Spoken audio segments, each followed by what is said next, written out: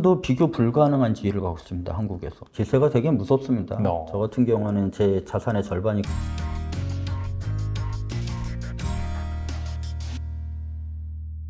제가 이제 듣다 보니까 그 오픈시 같은 경우에도 지금 기축 통화가 3개잖아요. 예. 이더리움을 포함해서 또 뭐 클레이튼, 나머지 하나는 지금 잘 생각이 안 나는데 아무튼 3개인데 이 말을 들어보니까 이 NFT 시장이 커지면 커질수록 이 결과적으로 이더리움 플랫폼이라든지 그쪽 기반이 커지니까 사실 장기적으로 봤을 때는 이더리움한테 긍정적인 이벤트가 될 수도 있겠네요.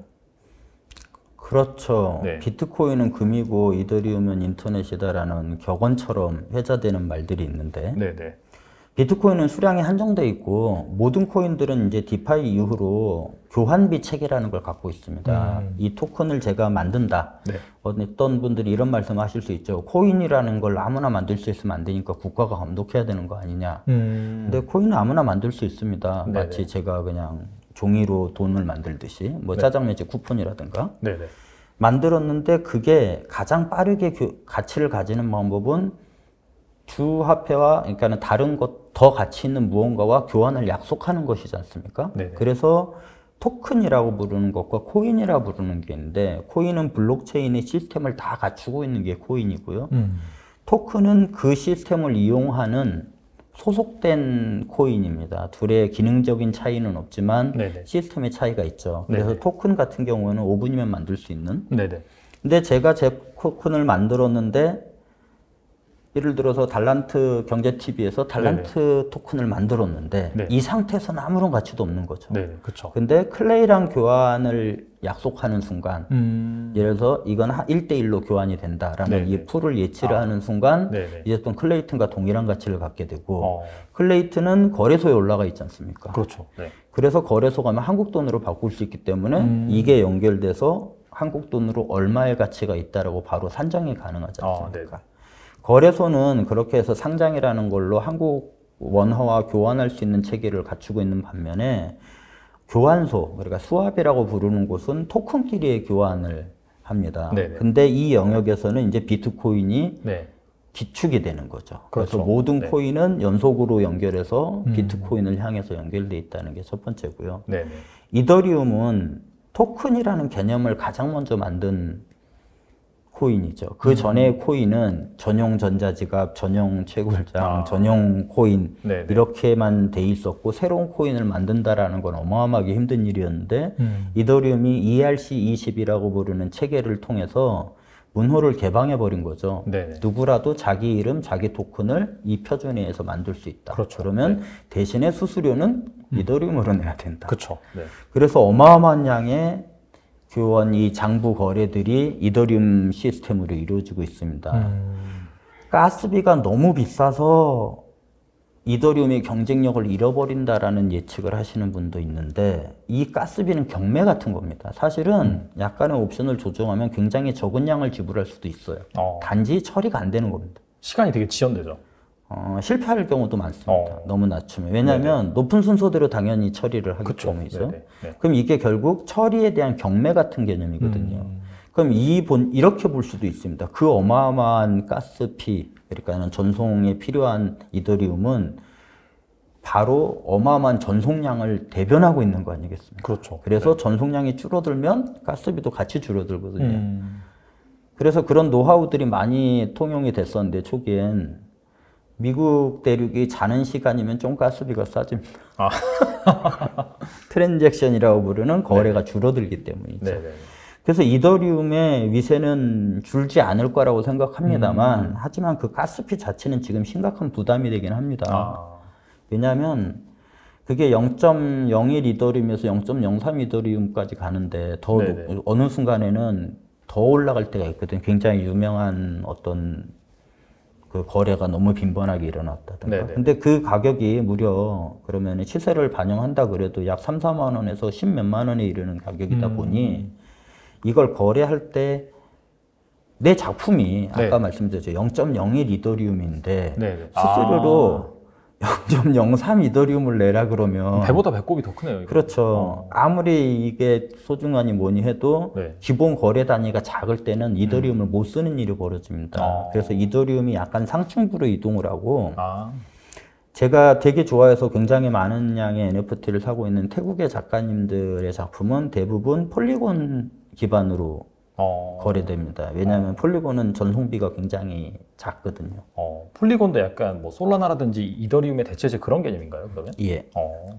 그래서 대체제라기보다는 뭐 거기는 자기 사업을 하고 있는 것이겠지만, 사실. 네. 근데 아까 말씀드렸던 토큰 말이죠. 네. 예를 들어서 이더리움은 워낙 유명하기 때문에 모든 코인들이 이더리움과 교환되는 토큰을 또 보유하고 있습니다. 자기 스스로.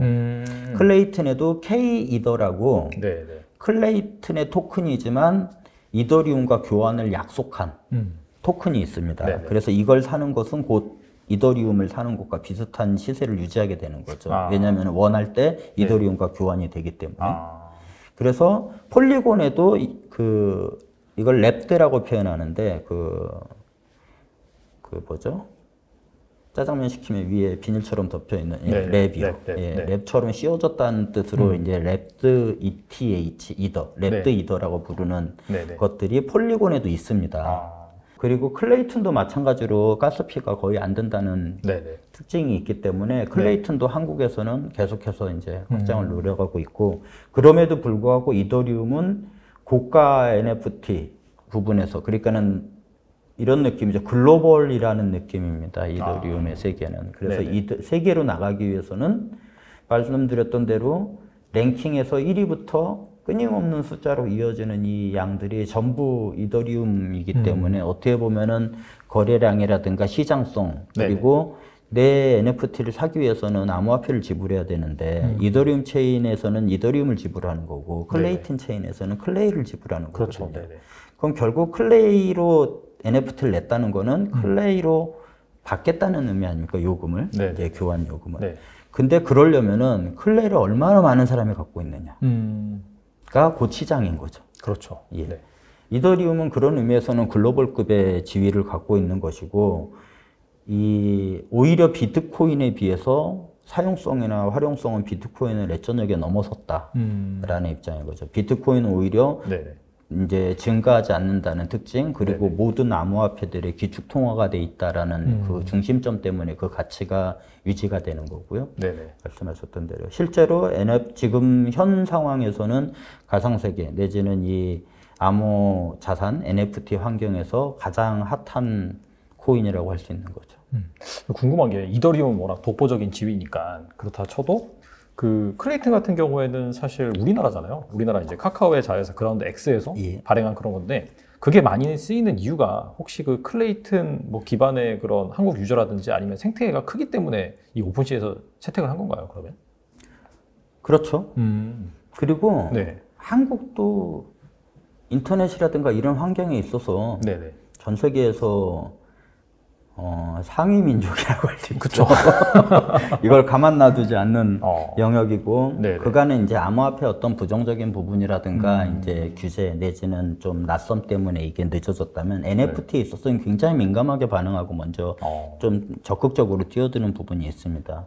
그리고 뭐 어떤 부분에 있어서는 그라운드 X의 마케팅과 사업적 교섭 능력 도 있었겠죠. 그렇겠죠. 당연히. 글로벌 상황에서 저렇게 됐다는 왜냐하면 자체가. 오픈시 외에 다른 마켓들이 앞다퉈서 클레이튼을 열어뒀다는 소리는 못 들어봤으니까요. 그럼 그 폴리곤? 그 태국 쪽이라고 말씀하셨잖아요. 거기도 그렇다면은 약간 좀 그 태국 시장의 그런 NFT에 관련한 그런 생태계가 활성화돼서 열어준 건가요? 거기도? 아니요, 그건 태국하고 상관없는 겁니다. 폴리곤은 어떻게 보면 이제 이더리움의 가스비 부담 때문에 폴리곤 체인이라는 가스비가 안 드는 체인을 이제 오픈시에서 채택을 한 거고, 아까 말씀드렸던 이제 태국의 예는 태국 작가분들의 NFT가 굉장히 빠르게 번성하고 있는데, 그분들이 이더리움으로 작품을 올리는데 너무 심한 부담감이 있어서 어떻게 보면 NFT 작가 사회 전체가 폴리곤을 기본적으로 처음에 해버리는 풍토가 잡혀 있는 거고요. 그럼 폴리곤처럼 이렇게 가스비가 저렴한 그런 체인은 별로 없는 건가요? 왜냐하면 민간에게 요청하려면 이 장부를 그러니까 우리 같은 그냥 보통 사람들이 이 프로그램을 돌리게 하려면 대가를 지불해야 되지 않습니까? 그렇죠. 그게 가스비입니다. 그러니까는 비쌀 수밖에 없어지는, 그러니까 시세에 의존할 수밖에 없는 구조가 되는 거고요. 기업망을 갖추고 있어야 토큰, 그러니까 코인 네트워크에 참여하는 기업망을 갖추고 있고 사용자로부터 돈을 받지 않는 구조가 돼야지만 가스비를 안 받을 수가 있게 되거든요. 네네. 그러니까 어떻게 보면은 완전 탈중앙화라기보다는 이 체인을 위한 기업망을 유지하고 있는 코인들만이 가스비가 없는 상태가 되는 거죠. 아, 그럼 폴리곤 같은 경우에는 약간 가스비 수익, 그러니까 채굴이라 부르는 수익 네네. 없이 네네. 컴퓨터를 켜놓을 사람들. 아, 그러면은 약간 자체 비즈니스 모델이 있는 건가요, 거기는? 그렇다고 봐야겠죠. 그래서 그리고- 이제 많이 사람들이 사용이 되고 그러다 보니까 오픈시에 이제 채용이 돼서 이제 예, 분석이라고 할 건 없겠지만 제가 네. 예전에 비슷한 질문을 들었을 때 네네. 그때 드렸던 대답은 네. 클레이튼도 비교 불가능한 지위를 갖고 있습니다. 한국에서. 네네. 그런 코인이 없기 때문에.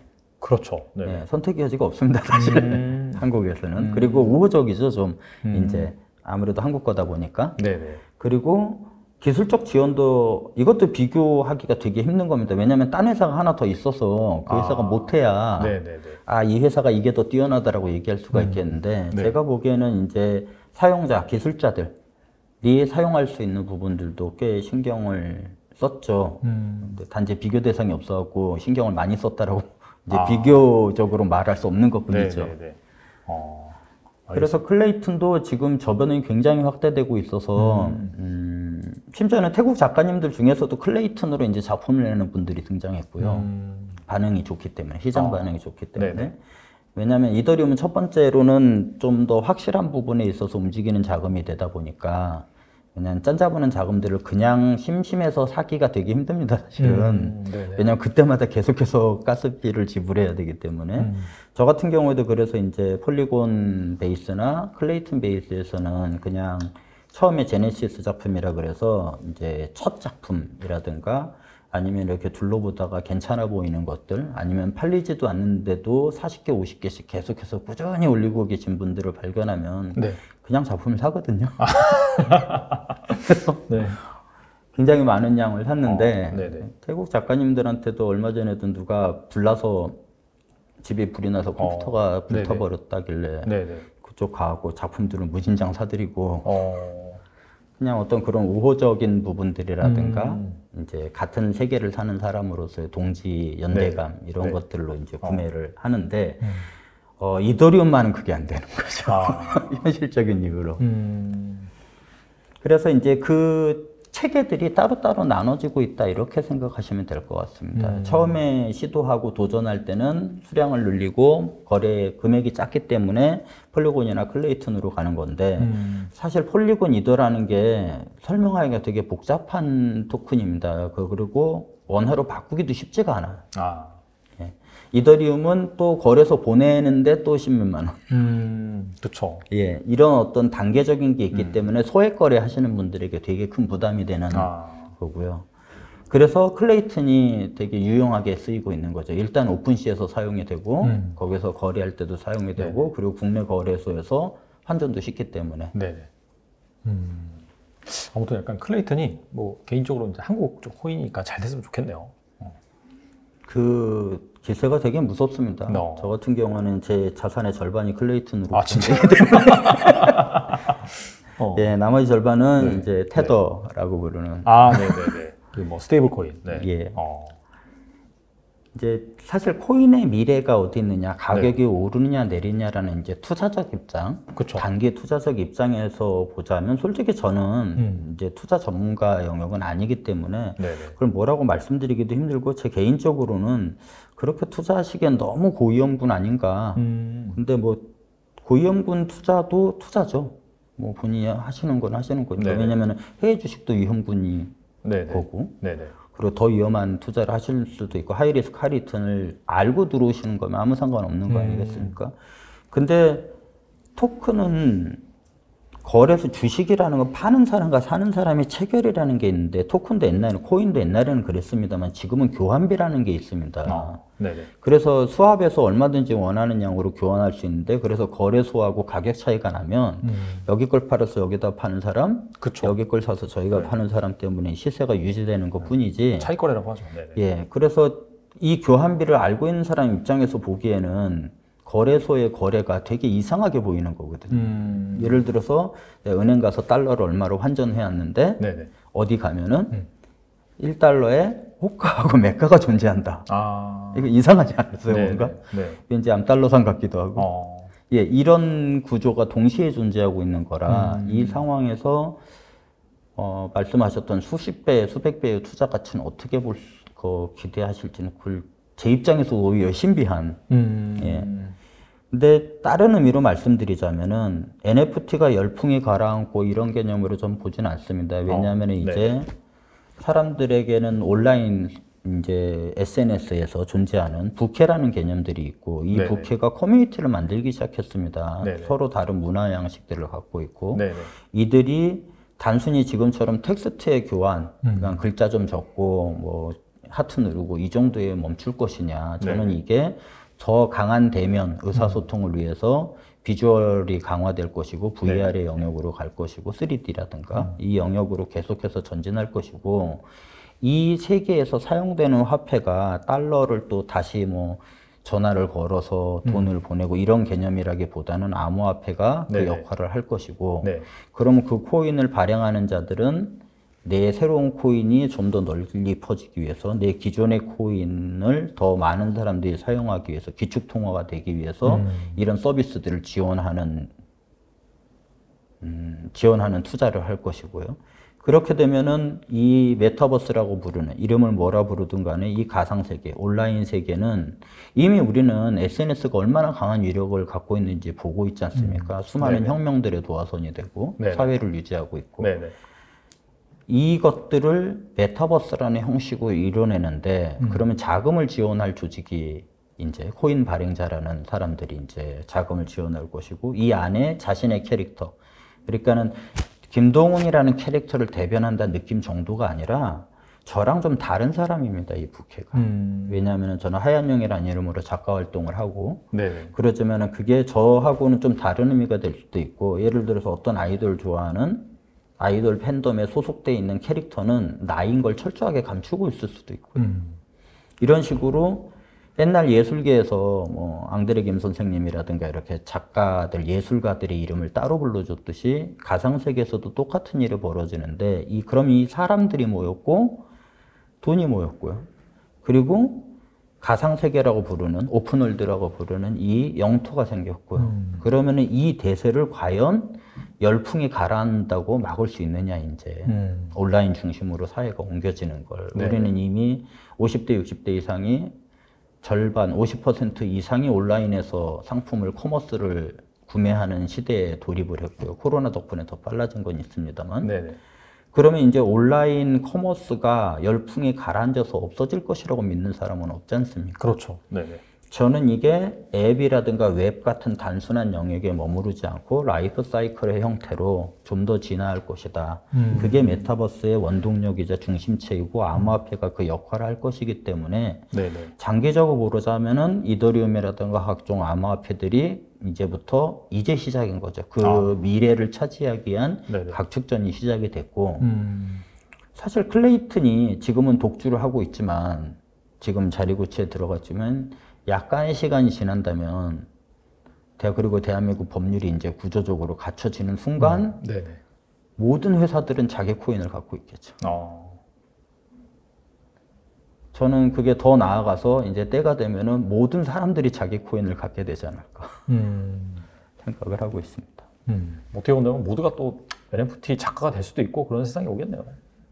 그렇죠. 이제 그걸 구분하기가 힘들어질 겁니다. 옛날에는 신춘문예 뭐 등단하고 뭐 해야지 이제 출판사에서 이 정도의 책을 찍어낼 가능성을 보고 가치를 느끼고 이제 책을 찍어줬다면 웹소설에 와서는 그냥 쓰지 않습니까? 써서 조회수 높고 인기 있고 이것만 확인하면 되니까. 왜냐하면 비용을 그렇게 많이 들이지 않아도 되니까요. 책을 내기 위해서.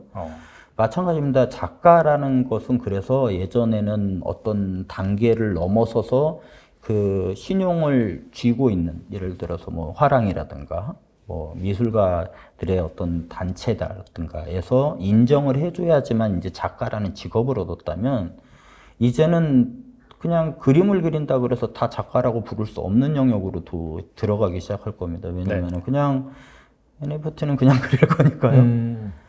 왜냐하면은 생각해 보십시오. 지금은 NFT가 되게 거창하게 막 하지만 원래 이 NFT의 구조는 그냥 자녀 교육을 위해서 크레용으로 그린 거 부지런히 올리셔도 돼요. 네네. 그리고 그게 팔려도 이상하지 않습니다, 사실은. 어. 그렇죠. 왜냐하면 누군가의 셀카도 팔리고 네네. 어떤 의미 부여라든가 이걸 마음에 들어하는 사람들의 무리가 생기면 팔리기 때문에. 그렇죠. 아마 제 생각에는 한 몇 개월 지나면 우리 아이의 NFT 교육 어떻게 시키나 이런 책들 나오지 않을까 생각을 합니다. 왜냐하면은 NFT를 어떻게 하나요라고 자꾸 물어보시지만 NFT는 하라고 강요하지도 않고 하지 못하게 막는 것도 없거든요. 아, 내가 어떤 시험에 합격해야지 이걸 올릴 수 있다 이것도 아니고요. 네네. 뭐 이론상으로 따지면 그냥 하면 되죠. 그리고 이제 최근에 그 약간 좀뭐 중국이라든지 러시아 이런 쪽에서 좀 규제를 많이 하잖아요. 예. 기존의 그런 뭐 탈중앙화 중심의 블록체인 산업. 그러면서 특히나 이제 중국에서는 뭐 중앙은행이 발행한 디지털 화폐, 뭐 CBDC 이런 것들을 출시를 하면서 이런 것들이 출시가 된다면 또 기존의 그런 뭐 블록체인 기반의 코인들이 좀 꺾일 수도 있다. 시장이 줄어들 수 있다. 그런 말도 나오고 있는데 이 부분에 대해서 어떻게 생각하세요? 저는 정말로 기다리고 있습니다. 한국에서 네네. CBDC를 발행할 순간이요. 왜 기다리세요? 네. 아까 말씀드렸듯이 교환비를 유지하는데 우리는 클레이튼이라든가 이더리움이라든가 이렇게 유지를 하고 있는데 저는 한국 원화 코인과 그걸 교환비를 유지하고 싶다는 소망이 있어요. 그래서 국가 통화가 코인이 나온다면 그야말로 수많은 코인과 토큰들이 그 코인과 쌍으로 페어로 디파이를 유지하고 싶어 하지 않겠습니까? 왜냐하면 국가라는 건 어마어마한 신용을 가진 우리의 최고 커뮤니티인데 그리고 한국인이라면 당연히 한국 정부라고 부르는 커뮤니티를 신용할 수밖에 없는 구조인 거고. 그렇죠. 그럼 거기서 코인이 나왔는데 그럼 이 코인과 결합돼 있는 교환을 약속한 코인 말고 또 어떤 걸 신용할 수 있겠습니까? 물론 있죠. 달러라든가. 그리고 이런 시대도 열릴 거라고 생각합니다. 아까 말씀드렸던 대로 이더리움은 거의 모든 체인에 존재하거든요. 네네. 그럼 중국이나 러시아가 암호화폐를 만들 규제를 하고 스스로의 것을 만든들 그 안에는 또 수많은 토큰들, 대체 토큰들이 등장하는 거다는 거죠. 러시아가 만든 통합 디지털 루블 밑에는 디지털 루블 이더리움 토큰이 존재할 겁니다. 아마. 마치 북한에 있는 그 외환이랑 바꾼 돈. 이런 느낌으로 말이죠. 그러면은 둘 다 원하는 걸 얻을 수 있을 겁니다. 국가는 모든 재화와 통화를 자국의 그 체인으로 가뒀고요. 그리고 투자를 하는 사람들은 당연히 그 교환 가치를 얻었고요. 그리고 제가 갖고 있는 어떤 토큰들도 지금은 클레이튼과 교환비를 갖고 있지만 그때가 되면 당연히 굉장히 기쁘게 원화랑 교환비를 유지를 할 수 있을 것이고요.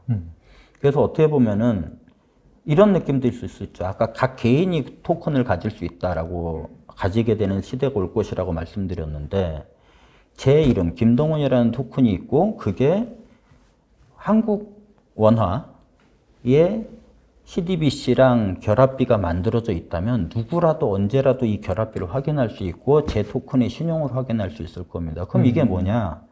예전에 미국에서 개인 수표에 서명하면은 그걸 돈처럼 사용하고 은행 가서 확인하는 이게 토큰 하에서 이루어지는 거지 않습니까? 왜냐하면 블록체인에서는 즉시 이 사람의 교환비 구조가 얼마나 돼 있는지 확인할 수 있고 그렇다면 내 토큰을 받을 수 있게 되는 구조가 된다면 그래서 오히려 국가 통화 저는 그렇게 생각합니다. 이 가상세계를 그냥 국가가 내버려 두지는 않을 것이기 때문에 반드시 국가 통화 코인은 나올 것이고 국가 통화 코인이 나온다면 다른 코인과 대체되는 개념이 아니라 오히려 국가 코인을 기축으로 하는 토큰들이 굉장히 많이 번영할 것이다. 생태계의 신용의 주축이 되지 않겠냐. 지금은 그걸 쥐기가 너무 힘들기 때문에 서로들 다 비틀비틀 거리고 있기 때문에 말씀하셨던 대로 비트코인이 40%가 떨어지고 이런 출렁임이 있는 건 안정 기반이 지금 좀 부족해서 이게 가상 영역에 전부 있다 보니까 출렁임이 크다면 이게 각국의 달러와 루블과 엔화와 위안화 그리고 원화와 묶이는 순간 이제부터 그 안정성이 본격적으로 찾아지지 않을까. 그래서 저는 큰 기대를 하는 쪽입니다. 환영하는 입장입니다. 오히려 약간 더 기존의 그런 블록체인 세계가 훨씬 더 커질 수 있다. 이제 그런 그럼요. 입장이신 걸로 뭐 생각하겠습니다. 여러분들이 그 부분은 뭐 판단하셔서 뭐 이렇게 투자를 하시든 아니면은 뭐 사업을 구상하시든 그런 식으로 진행을 하시면 될 것 같아요. 지금까지 또 이렇게 대표님과 이 NFT의 세계, 또 직접 NFT도 출시를 하시고 또 투자를 하시고 또 이렇게 소장을 하시는 그런 또 전문가 분과 얘기를 나눠봤는데 정말 알면 알수록 새로운 세계인 것 같아요. 그리고 이런 세계가 허황된 게 아니라 실제로 지금 보시다시피 수치적으로 계속해서 거래가 이루어지고 있고 또 새로운 게 나오고 있고 이런 부분이 점점 커지는 영역이기 때문에 우리가 또 이제 미래에 또 부를 창출하는 입장에서는 꼭 알아둬야 되는 그런 개념이 아닌가 생각이 됩니다. 또 방송에서 구체적으로 다루지 못한 부분 같은 경우에는 또 최근에 출간한 책을 참고를 하시면 큰 도움이 될 거라고 생각을 합니다. 네, 지금까지 김동훈 대표님 나와주셔서 감사합니다. 감사합니다.